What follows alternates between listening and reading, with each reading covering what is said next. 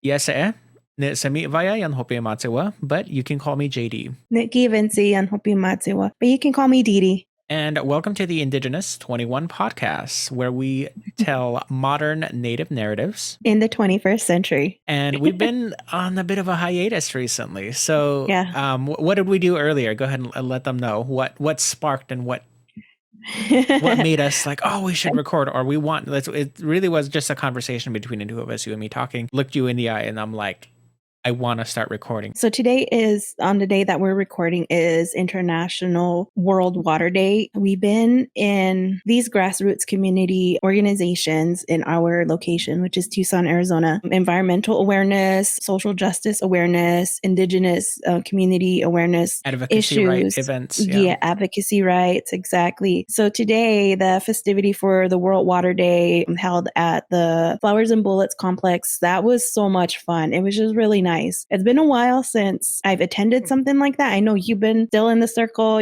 going to the events, being a vendor and all that stuff. Kind of different for me because you attend the events as like an organizer and a volunteer aspect from the political advocacy stance side of it. Right, the organizing Whereas part. me as an artist, I'm just a vendor that they reach out to. And so it's interesting for me going to these events where you see familiar faces as far as like the other art booths and creators and stuff like that. But when it comes to the connection to the actual like people activists, yeah, that's more your crowd than my crowd. But I know that they all know that I'm your sibling, so it's like we know of one another, but we don't really.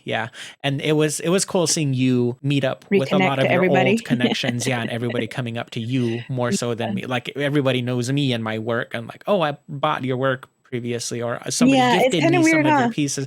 But it's cool though. It's kind of weird how that happens where I may know the people, and have all these different pockets of people that I know. And whereas you on the other end, it's the vendor side, it's the artist side. They know you. They know me as your sister, but they don't really know that my connection, that I actually have a connection to those spaces and a history to those spaces. So it's kind of funny just how people tend to connect the dots once we, just get into these conversations with them and give our backstory, just, through organic conversations and things like that, just to watch people's reactions when they start to connect the dots. It's also cool in seeing how much we've grown, because we're talking about connections that were established like a decade ago or just over a decade ago, and how just us as a generation have grown up essentially. It's like we were young college student activists that were involved in a lot of, like there's this movement or there's this gathering, the call and the fight for Native representation and indigenous voices in those type of political spaces. And then now it's like a lot of your kids are all grown up and everybody remembers who had these kids and how old are they now, Right. So like seeing everybody move up is really cool too. Even seeing our own cousin, our own relatives, child, show up. I mean, they've always been there. Her children have always been there. Being there as a youth, getting to not really having any responsibilities. When you're that young in your younger years, you show up. Yeah, you show up because your parents are there.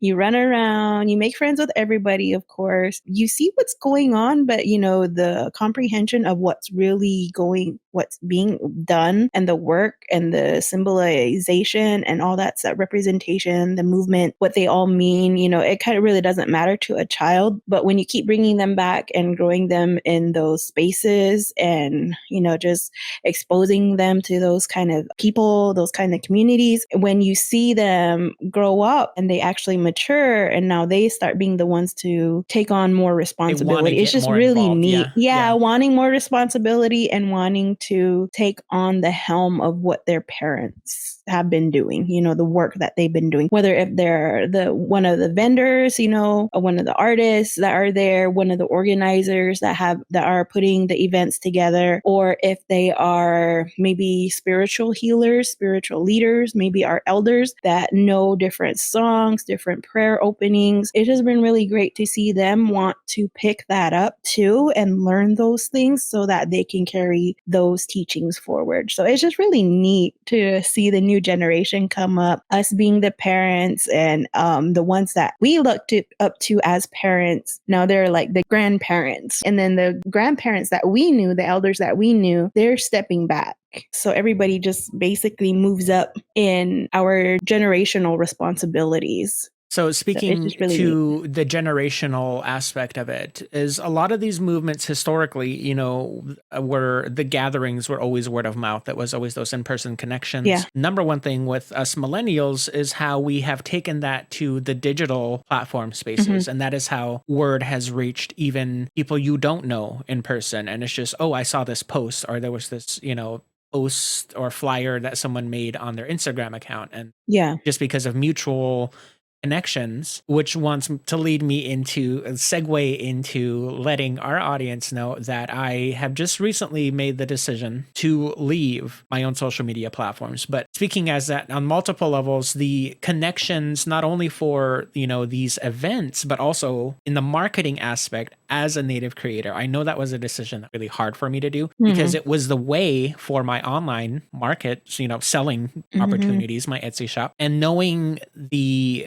cutoff from free available, you know, marketing to get the word out for my advertising and all the products that I'm launching. I'm like, oh, these are new ones that I just listed, you know, new creations, and losing that audience. The digital media social platforms playing a key component in a lot of modern things indigenous and indigenous community gatherings and functions. Like in what sense? In the marketing sense? In the dependency sense. In the dependency sense. How in a sense of like how much our communities rely on these. Well, I just watched you kind of struggle through go through the growing pains of your transition of unplugging from those platforms. You just announced to everybody this week you're leaving those platforms, and seeing it translate into your business and how it affects your business. I thought it was just interesting on how you navigated that, because that was the main question that kept coming up. Okay, well, are you on Instagram? Do you have a Facebook page? Just all those different tools that you used to use. Are you on this? Are you on that? And you're like, no, I don't have that, but I do have my, like, I mean, it's not like you're completely unplugged. There are other platforms that you're still on, like TikTok, YouTube. You have your Etsy shop, but I think it's just you're going through that transition now of having to, and one of the main things that came up was your business cards. On your current business cards, you have your social media links there, or your, exactly. And those are platforms and ways that people can connect to you. So I'm interested to see how your marketing is going to go. Yeah. And how it's going to be impacted. What's your workarounds? Yeah, I know. Of course, you know, I'm your sister. So anything that you have, of course, I'm going to, you know, just from out of the goodness of my heart, gonna circulate your stuff on my own platforms, because I haven't gotten rid of Instagram or my Facebook. I know there's gonna be some, at least as far as, you know, the podcast goes, I know you're not gonna be able to do any marketing. That's gonna be basically falling on me for as far as the meta world goes. Yeah, and that's just to let the audience know. It's like, it's my choice to leave Meta specifically. And it's more so me responding as a digital media creator who has been making content and using these online platform spaces for over the past decade now. The thought of having a government entity overstep their ruling in dictating how a free market enterprise is going to be operating their own business, you know? So I don't know, for me, it was, you know, in an act of protest, honestly, it was like, okay, if you're so concerned about my data, then I'm also going to be leaving this other company. If you're going to force me to leave this specific platform, then I'm going to choose to leave this other specific platform, which we all know, you know, has its own skeletons in their own closet.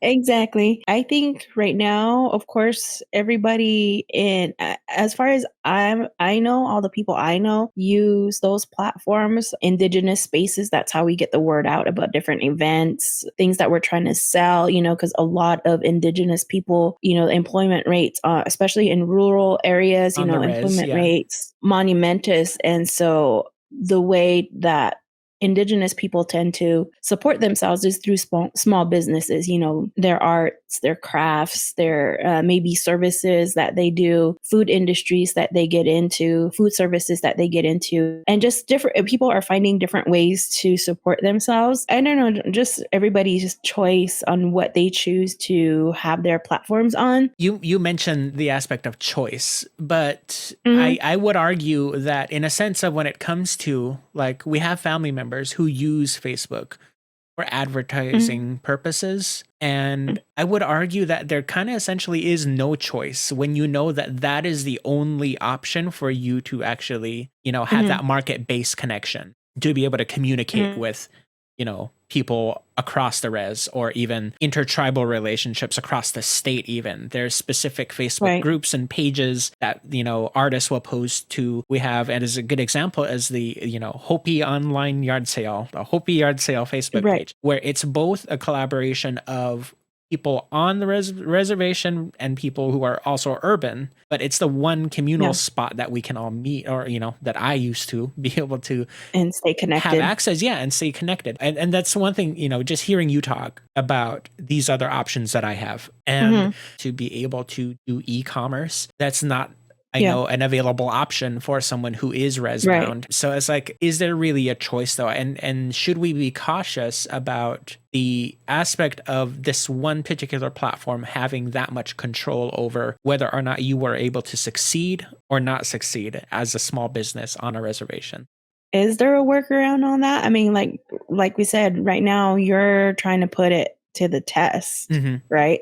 You're going through an experimental phase, I guess. I mean, it's a conscious choice that you're choosing to go off of those platforms, but who knows if that's permanent? And I Do you will know if it's put this out. permanent? Did you make up your mind if it's permanent or not? I will put this out there that I have stepped away from the Facebook platform a while ago. I don't know if you remember this, Yeah, but I actually deleted I like do. my old, so like, the OG Facebook profile that I had with my high school pictures, because I remember creating it when I was still like a sophomore. I was 16, 15 years old when I created my very, very first Facebook account. That Mhm. original account I chose to delete. And again, it was, I guess you can say, self-righteous choice to be like, I don't need this. I don't know what it was, but whatever decisions I made to delete that original profile, I did. But the main reason why I recreated a Facebook account, maybe I want to say 2 or 3 years later, like I was able to not have a Facebook account for a couple years Yeah. or so.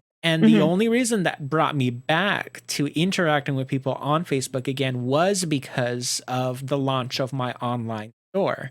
And I knew that Yeah. that was a good marketing tactic, especially for the type of art that I make, the type of earrings that I make. It's specific to our tribal Mhm. community who are going to understand the symbolisms and the design concepts behind. The marketing aspect is what brought me back to Facebook. I was always involved on Instagram, but back then, several years ago, Instagram wasn't as integral, like wasn't what it is now.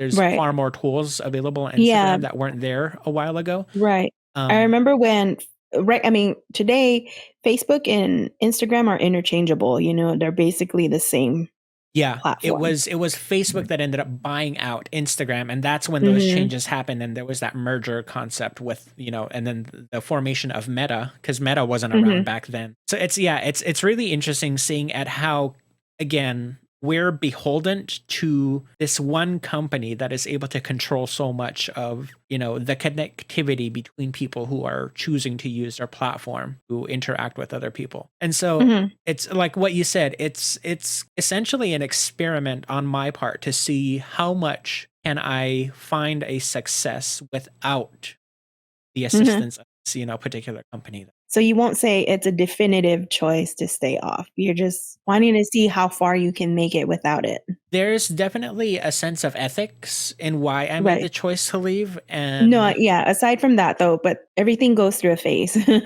yeah, it Everything does definitely. You has could its argue like, well, he deleted his timeline. Facebook once and he could always come back again, Right, right. and the concept behind that though is that while I was going through this process, it's really incredibly actually hard to delete your account on that Mhm. platform.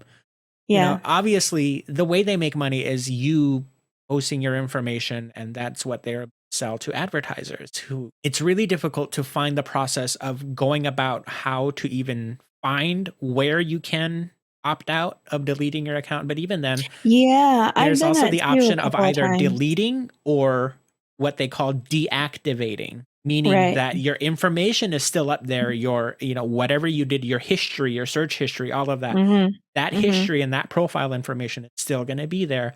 You just Right. won't be active. There's that versus deleting, which is what they Deleting. really, all those pop-ups. Are you sure? Are you sure you want to, Yeah. it's kind of scary if you think about it. But like, again, it's just really interesting to see individual choices. If you're an artist to sell your products, market your products, or if you're an organizer and want to share information, spread information, or hosting this event. Well, I just think that, like I said, they all go through phases. The reason to pull away from it is your choice, but also they're not the only platforms out there. Yes, they're the most prominent go-to platforms. I know there has to be other workarounds. If you're willing to put in the work to redirect people, like for you, for instance, your client base, your audience base, and all that, to those other platforms. You've been telling everybody this whole time you have an Etsy shop. Usually people don't find it, go to it directly, right? First they It's go through to a link your, that I posted it's through a somewhere link else. that you Yeah. have from your Facebook or your Instagram page. Do they allow links on TikTok? Yes, they do allow links on TikTok. Which reminds me, I need to actually edit that because I think my Instagram is still linked to TikTok. But there are also links on the YouTube platform, which is my OG platform. Yeah, that's what I was going to say. And there's YouTube too. Yeah, which is my stomping grounds. That's where I started. Yeah, which most people think is an old platform, well, if you're an outmoded platform. If you're comparing it to the TikTok app, yes, which is why YouTube is trying to compete with them in the formation of the short reels feature. I noticed that they have that. Yeah, Instagram adopted. Reels. Yeah, Instagram there's is like Reels. more Reels Facebook and all that is stuff. Reels. Yeah. The story concept. Even those concepts, though, like the story concept of your profile, I think that originated from, what's the yellow one? Snapchat. I think stories were originally from Snapchat. Right. So, again, it's like, and those are a good testament to show you that, there could also be another player that eventually comes along and will another platform that I mentioned to other people, and I joked with the husband about, is like, oh, I might be going back to Tumblr too. So I used to have a Tumblr account back when I was in college. And Tumblr is like the OG what Instagram is now. I think Instagram kind of morphed into what Tumblr used to be. And maybe you can try and bring Craigslist back to sell on. I don't know. I think it got too sketchy. It's interesting. I haven't been on Craigslist in a long time. That's another thing too, is Facebook Marketplace. That is something that I being a broke person from time to time, you look at used furniture and stuff and people want to get rid of their stuff. So another app I would use, remember, I don't know, when we moved one time, I used the Let Go app when it was still new, and I was able to sell a lot of our old stuff that way by posting when we were trying to move out and get rid of things. Right. I used the Let Go app to post a lot of things. Platforms out there. It's just YouTube and Instagram are the go-tos. Yeah, they're the giants. And they're and they're what taking on Goliath. They're what people have more experience. Yeah, and it's basically reliable. Yeah. I don't know. Like I said, it'll be interesting to see your growth from that and your learning curve. You're gonna see what my experiment is, and we'll give you guys updates. So we're gonna go ahead and end this episode for now. I'm hoping that this really got you thinking about certain aspects pertaining to how you use social media platforms, and how they have impacted your own community and interactions with your tribal community. We're so happy to be back. Yeah. We said we really wanted to record, and I just dove right in. And I think that's the one thing we struggled with a lot, was picking a topic, but then we just realized we just need to have these conversations. No, our topics are never hard to choose or come up with. It's our time. Gotta setting be in the aside zone. time and doing it. Yeah. No, it's just because you and I are so busy and we have other demands too. So just keep tuning in. We're gonna start pumping out content, keep coming back, and we look forward to seeing you in the future, or you to seeing us in the future. My name is JD. My name is Dee Dee. And this is the Indigenous 21 podcast, where we discuss modern Native narratives in the 20th. in the 21st century. Thank you for joining us, and we'll see you guys in the next episode. Bye.